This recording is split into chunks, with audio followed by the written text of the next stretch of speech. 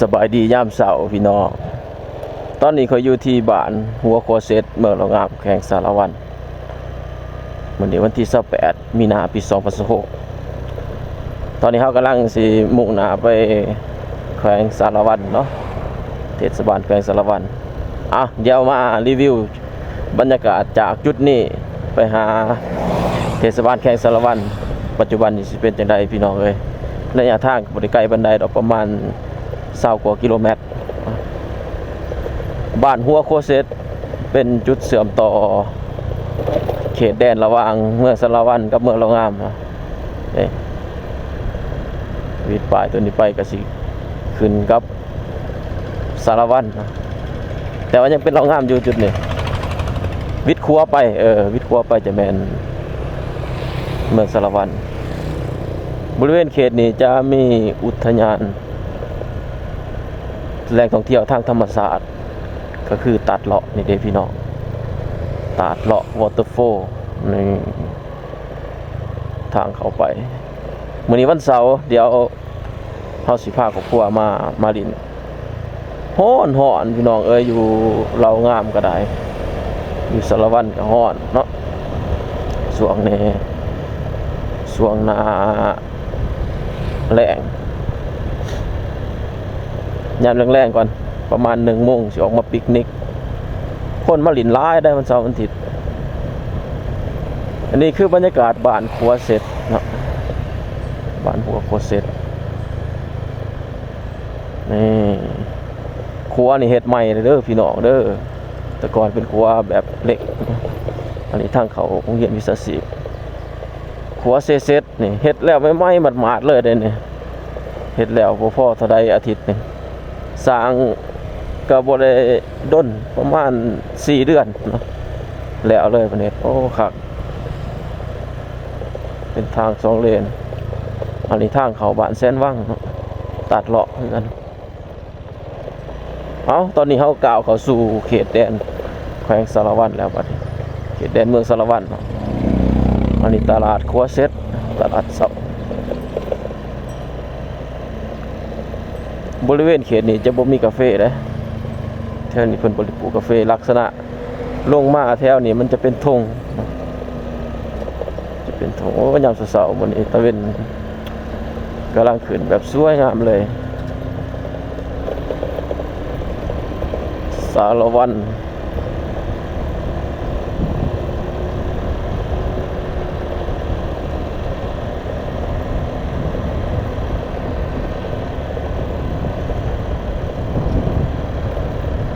ทางเด็กสาวเนาะก็ยังเป็นแบบปัญหาอยู่แถวนี้ทางเส้นนี้บ่อยากคอยดีปานใดมันบ่คือทางฝากครัวบ่น่ะไปตั้งแต่ครัวเสร็จจนฮอดบัดเจียงนี่รักษาเอ็ดดีเลยทางบ่ค่อยเพ่แถวนี้ทางเริ่มซ่อมหลายเนาะเริ่มเพ่หลายเลยทางฝากครัวมาบ่นี่ทางแบบบ่ค่อยอยากดีปานใดเลยนะ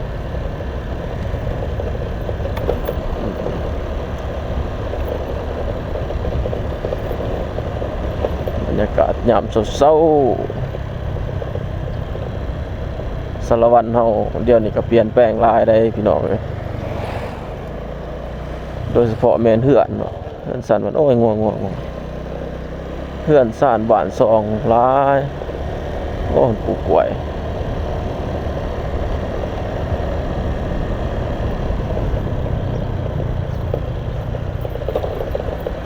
ปั๊มนี่เปิดอยู่บ่ปั๊มนี่โอ้เปิดอยู่เด้อพี่น้องเอ้ยเปิดอยู่ช่วงนี้ปั๊มน้ำมันก็บ่ค่อยเขาบ่ได้คอยกักตุนไว้ล่ะเขาหมายว่าบ่ค่อยแบบปิดนะมีพลังงานอยู่พี่น้องเอ้ยแต่ว่าแพงเนาะแต่ว่าก็บ่แน่ใจกันได้ว่า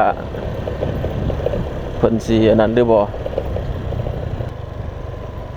ว่าไปสารวันนี่เพิ่นสิมีหรือบ่บรรยากาศยามเช้าครูบาเพิ่นมาใส่บาตร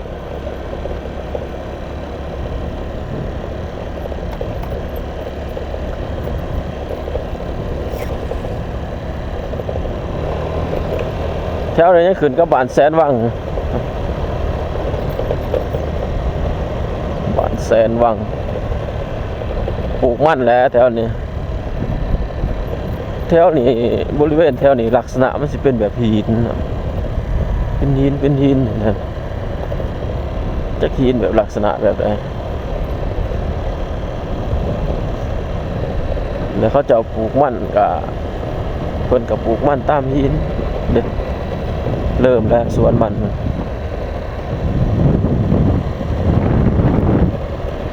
ไก่ชิฮอดปีใหม่ลาวแล้วพี่น้องเอ้ยยังบ่พอเท่าไหร่อาทิตย์เนาะก็ปีใหม่ฟ้าใหม่พี่น้องเอ้ยอวยพรใส่ให้บรรดาทานทุกๆทานเนาะ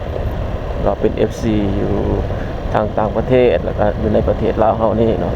ก็มีความสุขความเจริญเด้อเฮ็ดสิ่งใดก็ขอให้ได้สิ่งนั้นเนาะปรารถนาสิ่งใดขอให้ได้สิ่งนั้นพี่น้องเอ้ย บ่ถึงก็เว้าบ่ค่อยเป็นแน่สวนมันบางบ่อนเพิ่นก็ปลูกนำไปแน่เนาะเพิ่นก็ปลูกไปนำแน่แต่ว่าแถวนี้ดินบ่ค่อยงามปานใด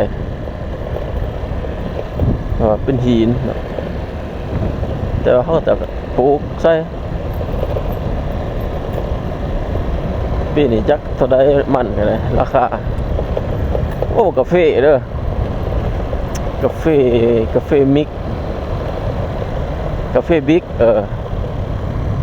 โลนึง70,000อ๋อโธ่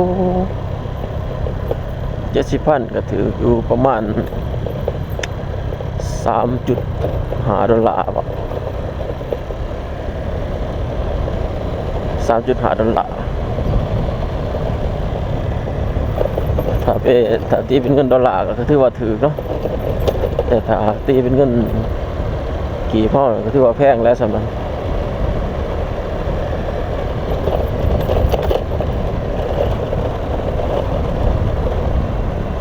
บริษัทสนะไส้โรงงานบรรทนพี่น้องลายได้โรงงานบรรทนอยู่โรงงานเหมือนกัน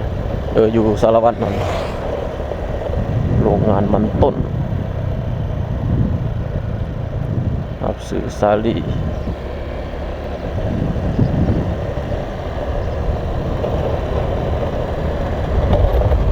สารวัน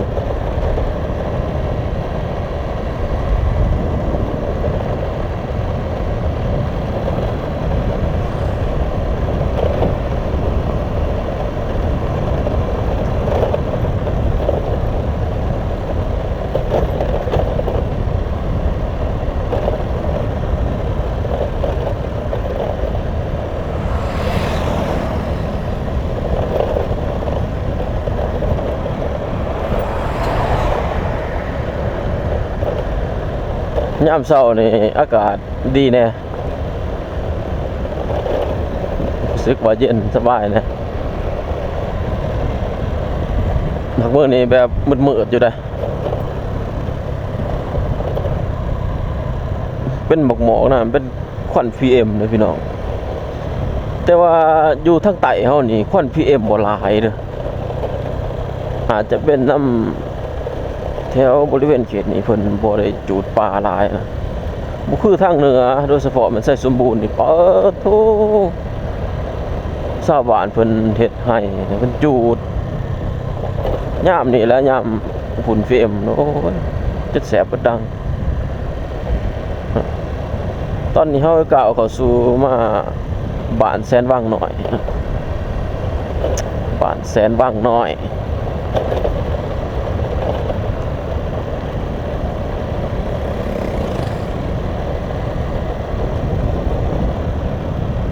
บ้านบริเวณแถวตัดหลอดเขื่อนแสนวังใหญ่เนาะแต่มาทางนี้ก็แสนวังน้อย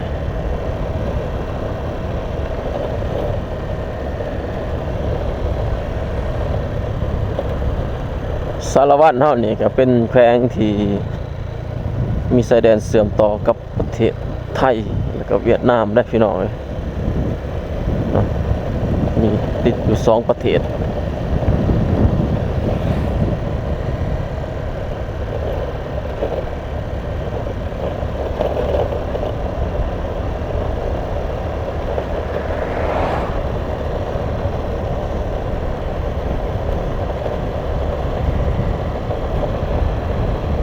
ารวัตรนี่ก็ติดกับเหล็กที่เส้นทางเหล็กที่13อยู่เนาะแต่ว่าเทศบาลแท้ๆหั่นบ่ได้แม่นอยู่บริเวณเส้นทางเหล็กที่13คือกับแข่งอื่นๆจะเข้าไปใน70 กิโลเมตรเข้าไปด้านในเดี๋ยวนี้ครัวแต่ละบอนที่ว่าจากขนาดบาเจียงมาหาสารวัตรนี่เป็นเปตงเบิดได้พี่น้องนี่อันนี้ก็เป็นเปตงเสริมเล็กบ่มีแล้วครัวเล็กคือแต่ก่อน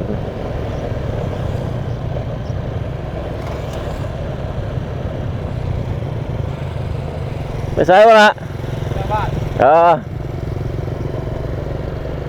บ้านแบงเนาะวิทย์บ้านแซนว่างเลยก็เป็นบ้านแบงเนาะ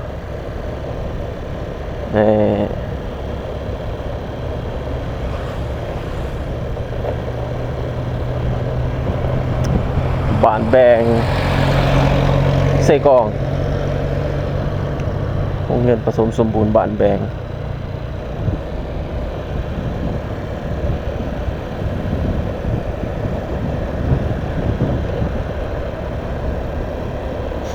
ขึ้นไปท่าแต้งกับบริใกล้เลยพี่น้องเลย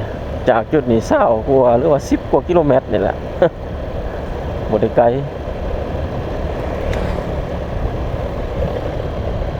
บ้านนี้ก็เป็นอีกบ้านหนึ่งที่ว่าคือคืนเด้เพราะว่ามันเป็นแบบ3 แยกขึ้นไปเซกอง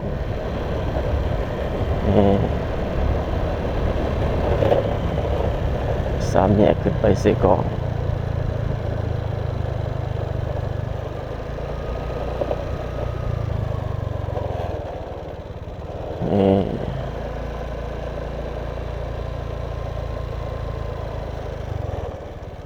จุดนี้จะเป็นจุด3 แยกเนาะระหว่างทางขึ้นไปสารวัตร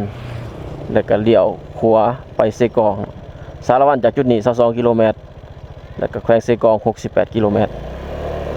เดี๋ยวขวาขึ้นไปบ้านแบง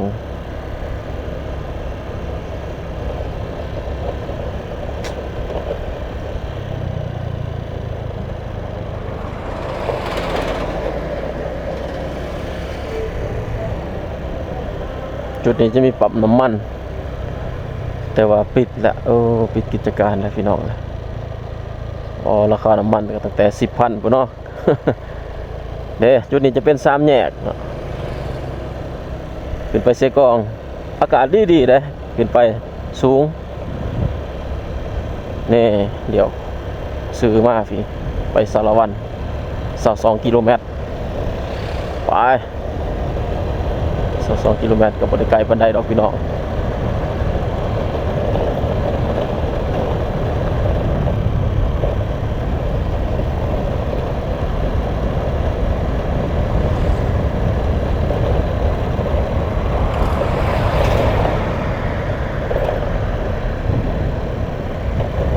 แถวนี้จะเห็ดสวนมันหลายกว่าเนาะบ่มีสวนกาแฟได้แถวนี้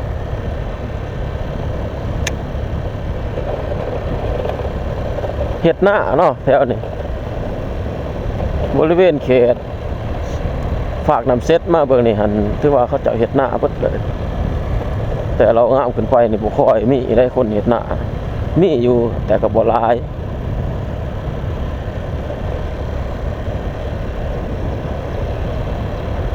สิบอกเลยเรางามฮอดนี่อึดเขาเลย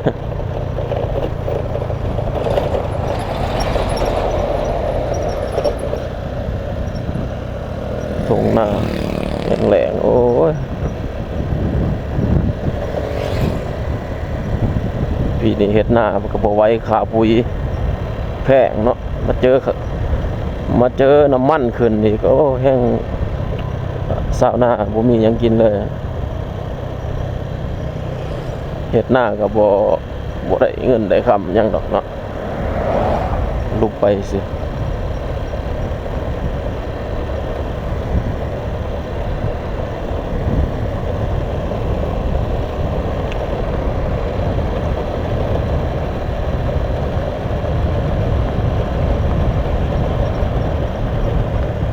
สารวัตร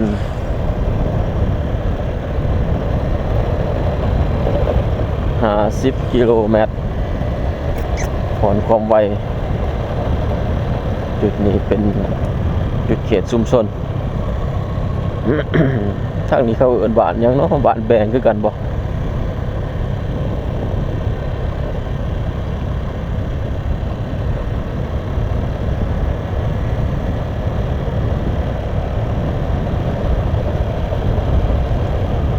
ลงมาแถวเขตสารวัตรนี่ส่วนหลายบ่ค่อยมีชนเผ่าหลายเลยบ่คือแถวเรางามนี่โอ้ชนเผ่าหลาย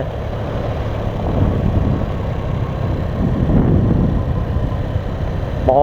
ฝูงขวายพี่น้องเอ้ยชอบฟิลึกแท้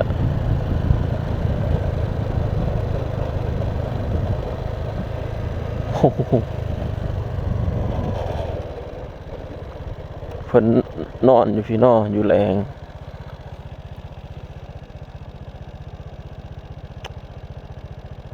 คือเห็นตอนยังหน่อยเลยพี่น้องเอ้ยยามเช้าๆแนวนี้เอาควายออกแรงโอ้ทั้งงัวทั้งควายลายลีเนาะถ่ายลายก็บ่ได้นี่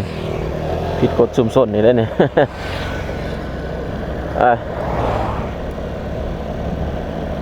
ราคาดีมันแหงมันหัวซื้อมันดิบ1,700มันแหง4,000โอ้ต่อกิโล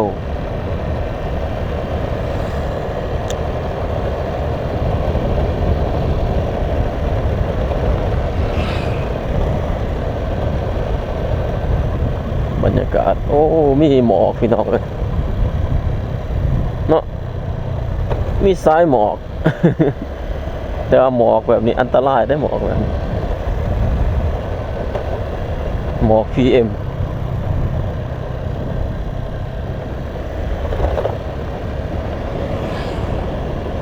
บ้านดงโกะเหนือเนาะบ้านดงโกะเหนือ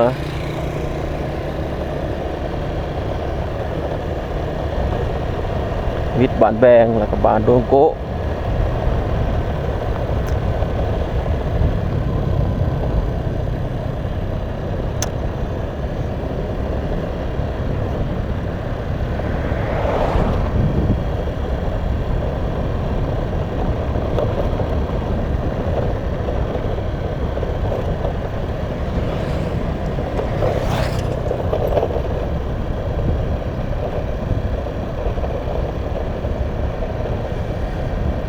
บ้านดงโกะโอ้นี่คือบรรยากาศบ้านเนาะบ้านดงโกะโรงเรียนบ้านดงโกะโอ้คือว่าเดินแปลนแต่ว่า เรียนประถมมาโรงเรียนยัง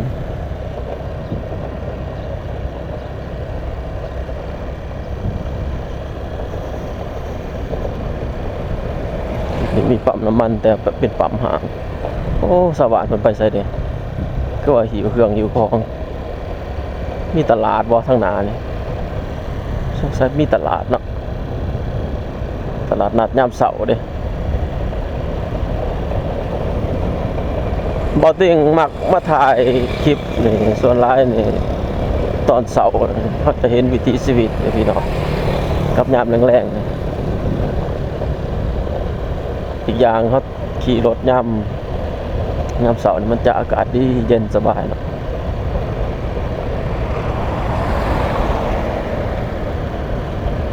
โอ้สงสัยมีตลาดเลยพี่น้อง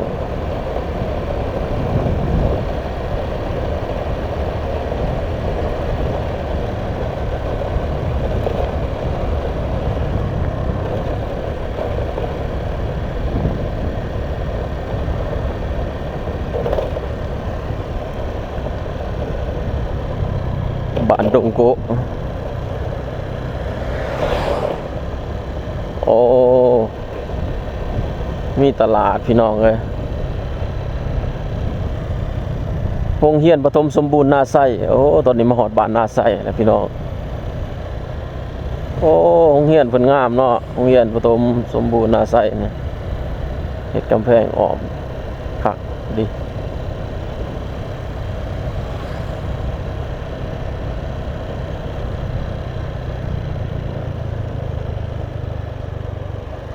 บ้านนาไส้เขตใต้แดนสารวัน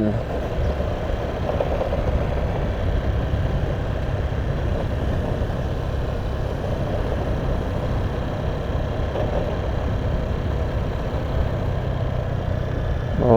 มีผู้สาวอย่างเลาะแต่สาวทำมัน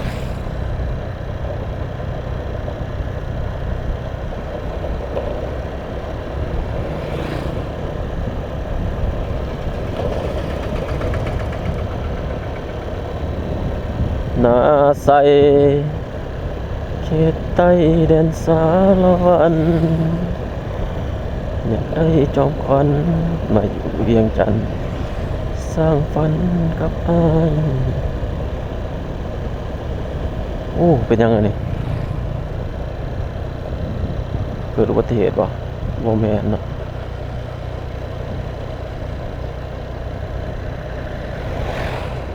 รถเพสิโอ้ต้นนี้เป็นตลาดหน้าไส้พี่น้อง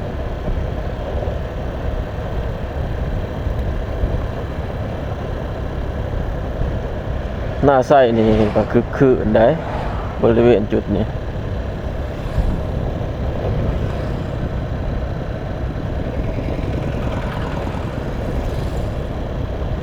โอ้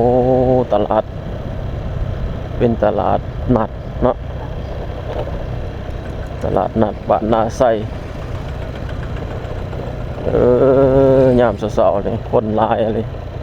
มาซื้อเครื่องซื้อของเต็มเลย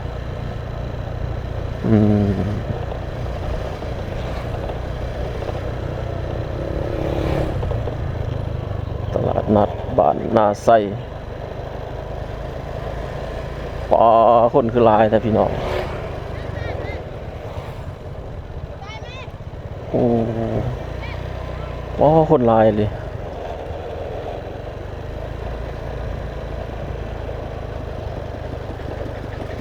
ตลาดนัดวันเสาร์ได้เนาะเฮาส่วนหลายเฮาขี่กายไปกายมาแล้วเฮาบ่ค่อยได้เห็นบรรยากาศแบบนี้ตอนเขื่อนว่าตอนยังก็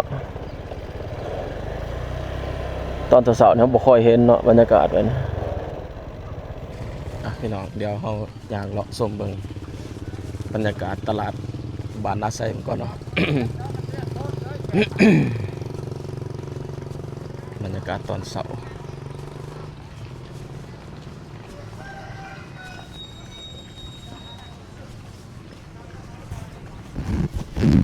ส่วนใหญ่เฮาแบบขี่รถไกลไปไกลมาซื่อนะบ่คิดว่าเพิ่นสิขายเครื่องอยู่จุดนี้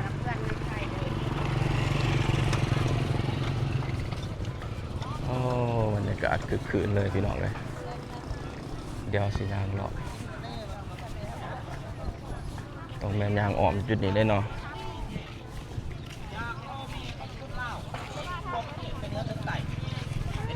อ๋อคนหลายเลย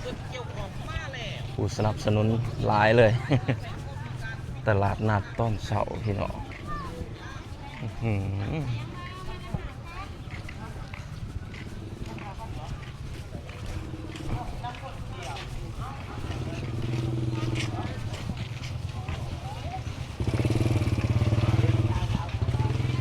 แต่บอกว่าตลาดนี้เป็นเปิดทุกมื้อบ่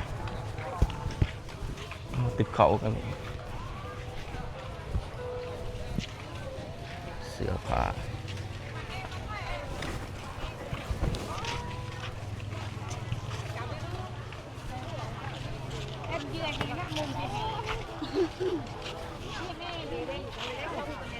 โอ้ปลาหลากหลายเลย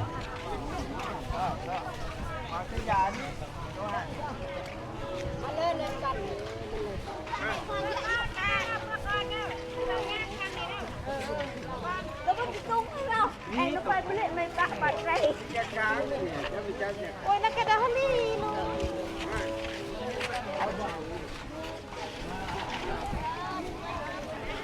จะได้เจอลุงท่องให้แน่เดี๋ยวได้รู้คนเลาะตลาดลายเลยพี่น้องพอขออยู่โรงงานเพราะว่าตลาดโรงงานคนลาย มาตลาดหน้าไส้นี่คนหลายเลย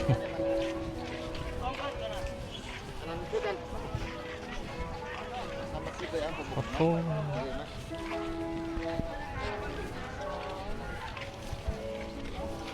โปดซาลอยโอ้แต่ว่าทางตลาดนี่เพิ่นเฮ็ดสะอาดดีเนาะเป็นแบบคอนกรีตอย่างเข้าไป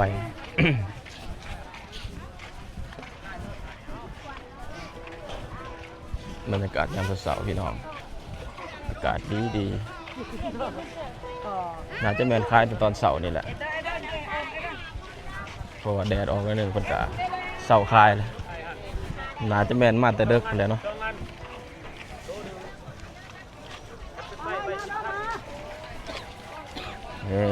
โอ้ไข่มดแดงก็มี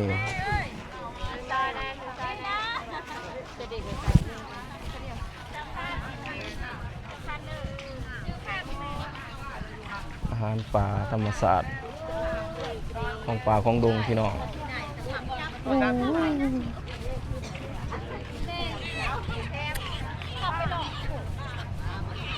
มีน้ำพง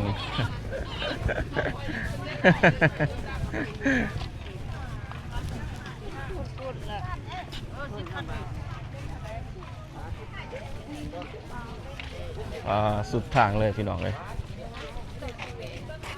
ไปบัดนี้เราสิออกไปสารวันต่อ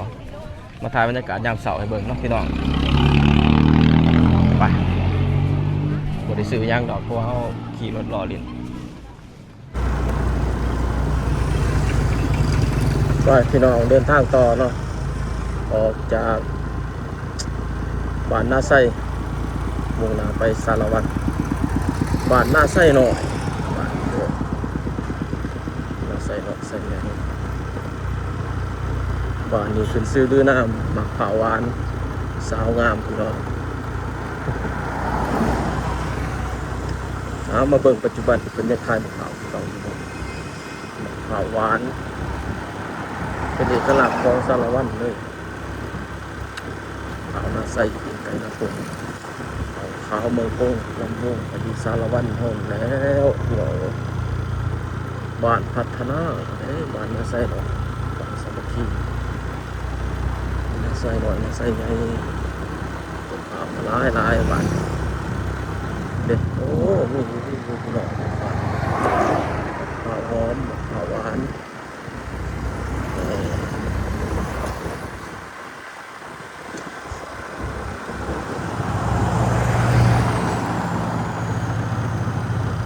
เป็นโรงเรียน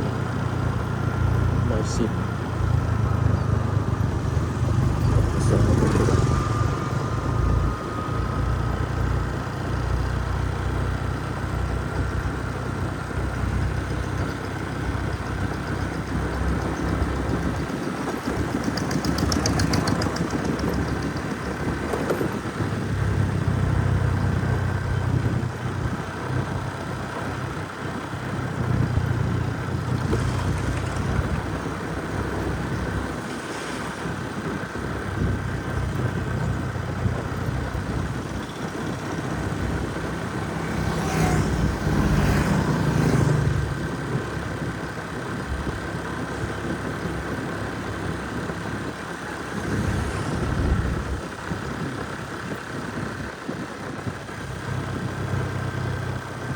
เด็ดพี่น้อง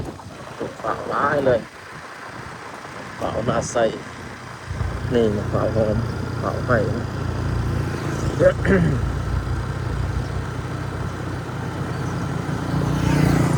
โอ้มีขายน้ำมันเป็นแก้วก็มีนอนอยู่อ๋อพี่น้องตกเปล่าร้ายลืมก็ว่าบาดนาใส่เนาะเราไปทางไหนบ้านสปูนสปูนโอ้อยู่นี้สปูนเขาบอกว่าสปูนเนี่ยอยากให้ไปถ่ายเบิ่งยามเสาร์พี่น้องเลยขันยามสวยๆนี่ก็อาจเช่นตะกี้มีผู้สาวได้เด้อมาขายมะพร้าวนั่งเป็นหมองเป็นตู้เป็นแล้วเนาะเอาลูกค้าเนาะ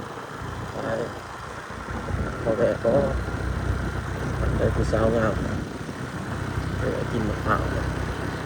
จุดนี้เป็นซิกเนเจอร์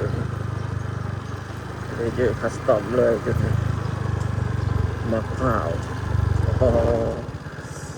มะพร้าวหน้าไส้พี่น้องทางด้านในจะเป็นสวนอาหารงามเลยพี่น้องโอ้ขาดเลยขาดเด้อเดี๋ยวนี้สวนอาหารเป็นคาเฟ่เนาะขาดมีไง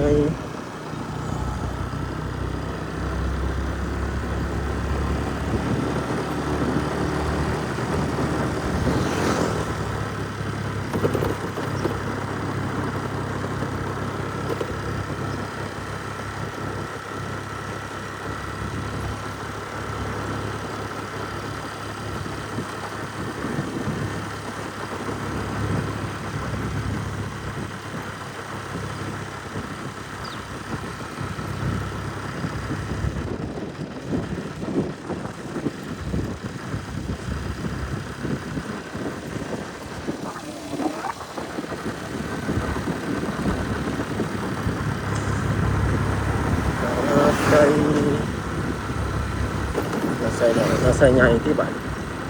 ส่วนหลายนาใส่เจ้าจะปลูกข้าวเปล่ามันมีขึ้นนาใส่มาอาจจะเป็นทุ่งนาเปิดแบบพี่น้องมันเอาจากจุดนี้กับบริใกล้บันไดจากสารวัตรจากจุดนี้หาสารวัตรบริใกล้บันไดพี่น้อง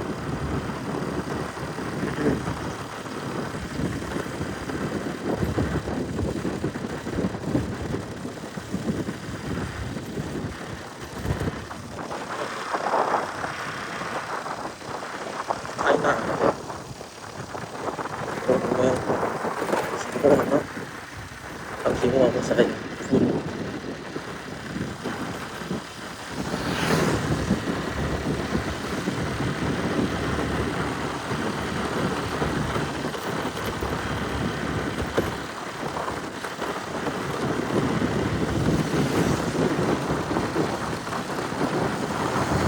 ออกมาแล้วเป็นเรื่องที่บ้านจะห่างนะครับมันจะเป็นทงหน้า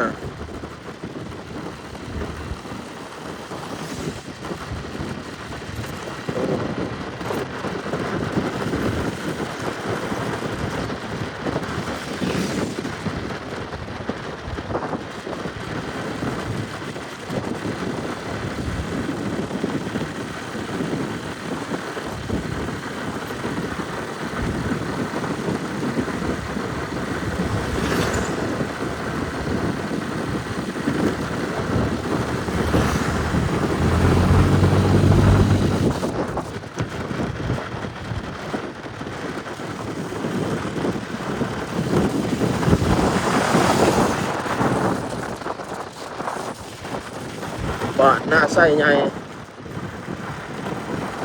หน้าไส้ใหญ่จะบอกคือครูทายหน้าไส้หน่อย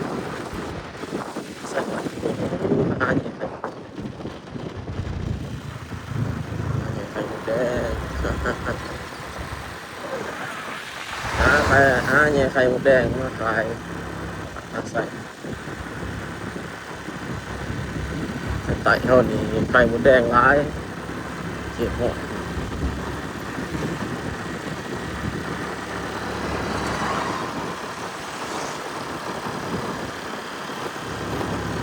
ขายปลาหนึ่งปลาดุก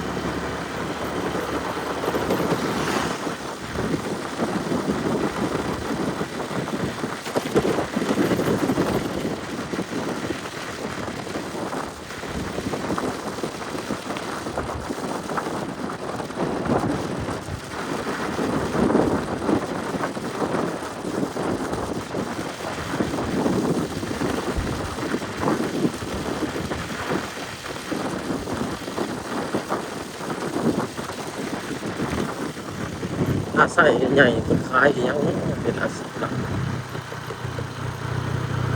โอ้หมักเห็ดหมักซาลี่หมักไว้หมักกระโพดต้มขายหอยตามท่า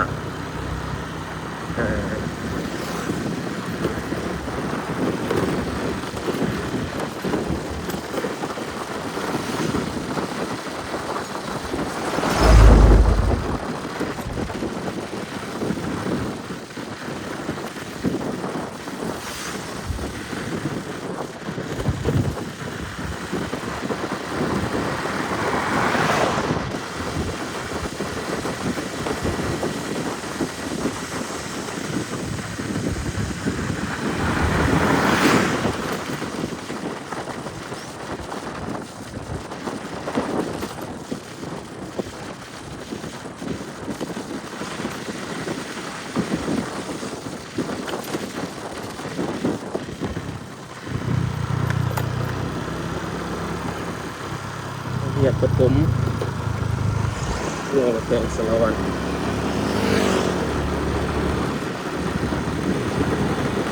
มาแล้วเดี๋ยวมันสิเบิ่งโดนนะบัดนี้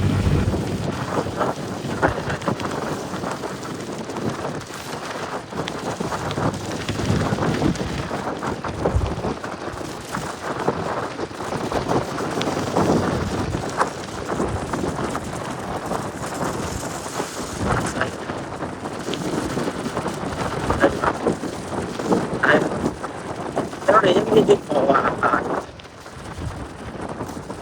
ตายตัวผมครับอะไรเป็นดินหน้า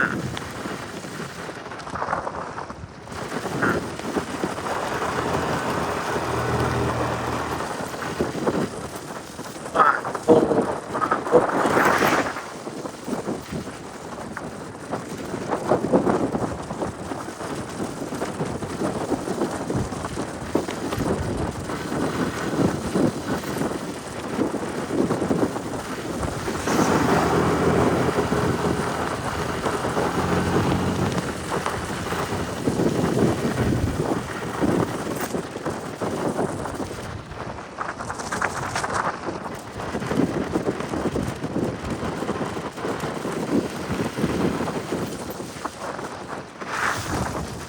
ที่เสาของแห่งสิ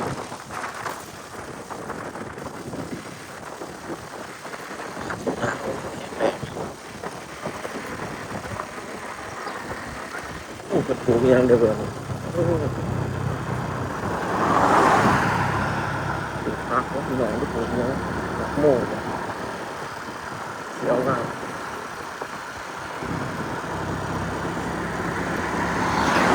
เนี่ยจะเป็นเงินกลางต้องหามาสลัดในสะดวกสบายพี่น้องเดือนนี้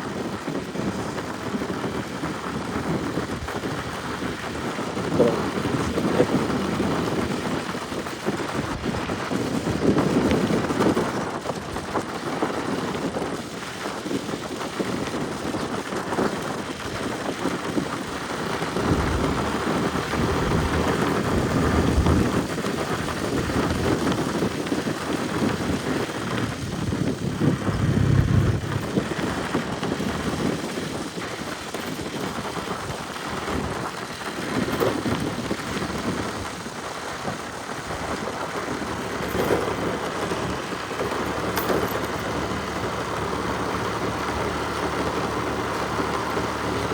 ปากก็มาเนี่ยตัดหน้าไป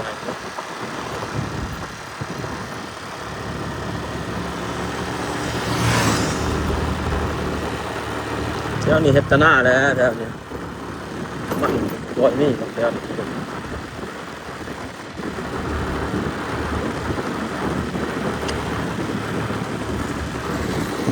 อันนี้กับโลกเลยครับยัง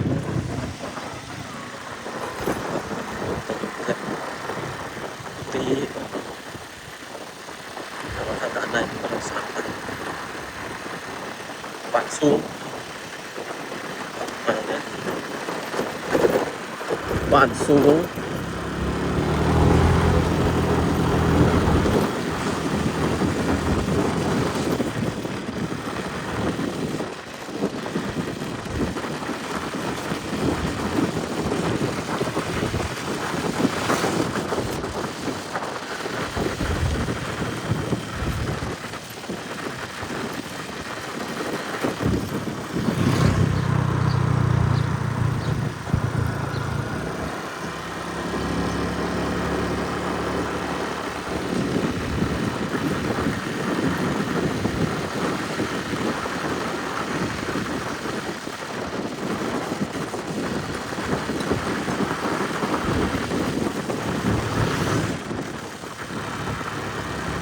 ก็คูณกำลังเบ่งบานพี่น้องโอ้เหลืองงามแท้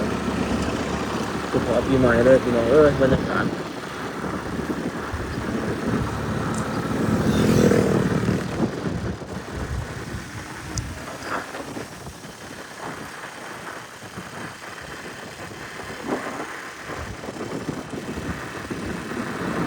ยามแรงพี่น้องจะน้อยมากนี่ก็ค่อนเอาอะไรอยู่บ่ได้อะไรนี่ครับ ฝนตกน้ำสองให้ได้และยามบ่ายๆก็สิเอาไปลินน้ำน้ำหลอกบนคนคือสิมาลินน้ำเสาร์อาทิตย์มาสภาพตัวไปปิกนิกแคมปิ้งนี่ก็สิของมันปักน้ำมันเก่า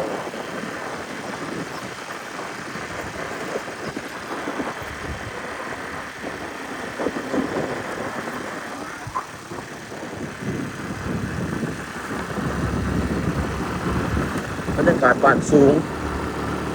เมืองสารวัตร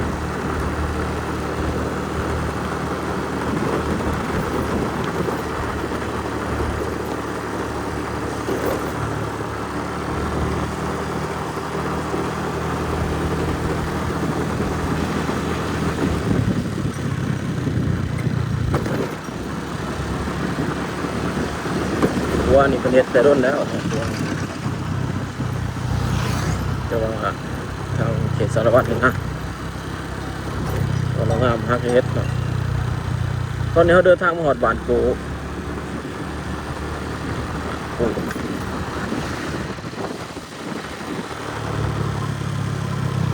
ทางเข้าบ้านปูบ้านเขาใหญ่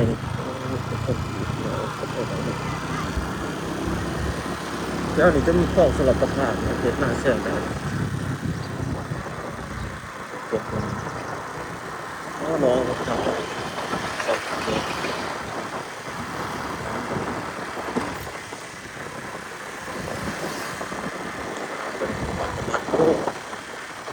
ประมาณสารวัตรดีใจเกิดว่ามาว่าสารวัตรเลยสิว่ามีน้ำมันใส่นอกสารวัตรแล้วกันแล้วมีน้ำมันใส่ดอกคูณพี่น้องดอกคูณสวยงามเลย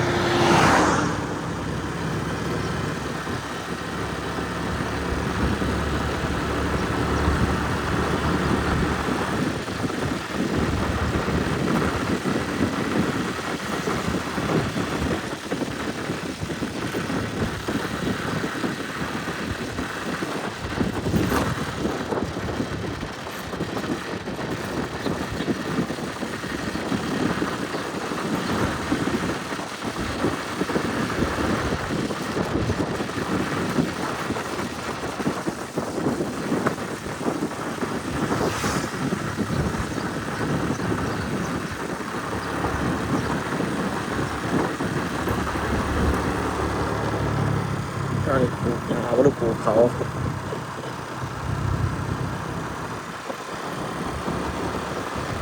หน้าวาน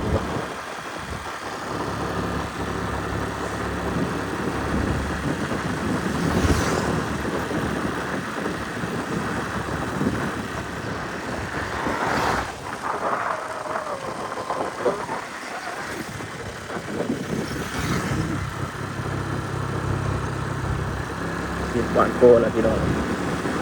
เข้ามาบ้านจะหวานดังแล้วบ้าน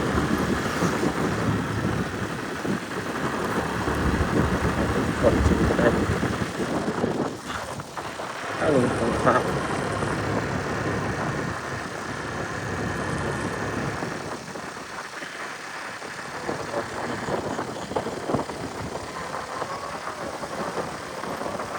บอกแบบนี้ที่ผม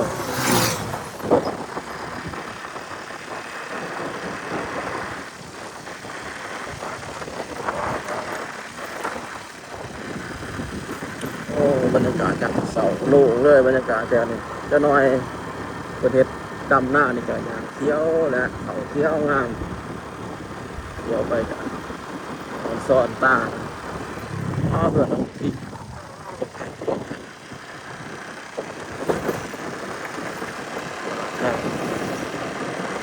แต่สามหลัง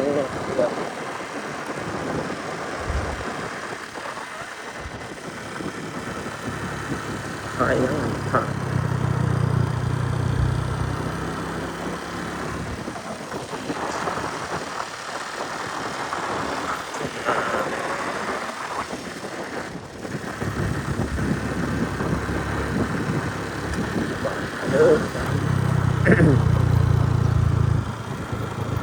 บ้านหน้าลาด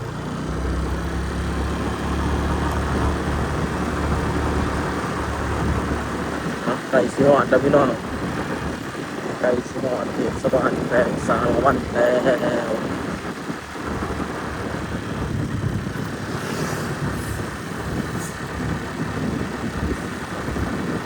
ก็บริใกล้เนาะที่รถมากแต่เรามาสารวันนะ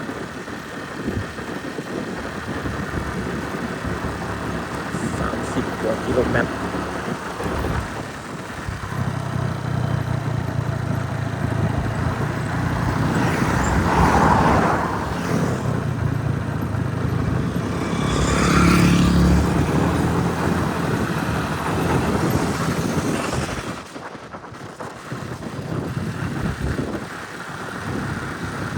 ช่วงนี้เป็นปลูกปลูกเนาะแล้วนี่บ้านหน้าไข่เช้าที่เคยปลูกโง่ขายเลยพี่น้องบรรยากาศระหว่างทางแต่เราเดินทางมาตั้งแต่เรางามก็เซตมาเนี่ยแต่ละบ้านก็จะมีสินค้าหลากหลายเอามาขายตามทางเนาะแต่ละบ้านก็คือกัน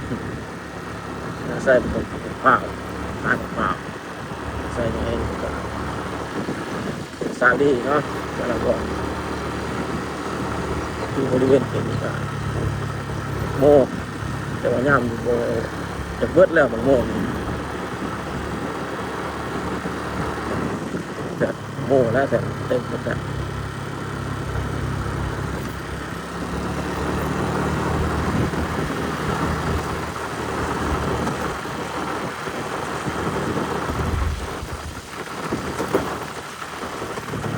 ยังมีเห็นอยู่กับโมขายโมน้ำใสสาว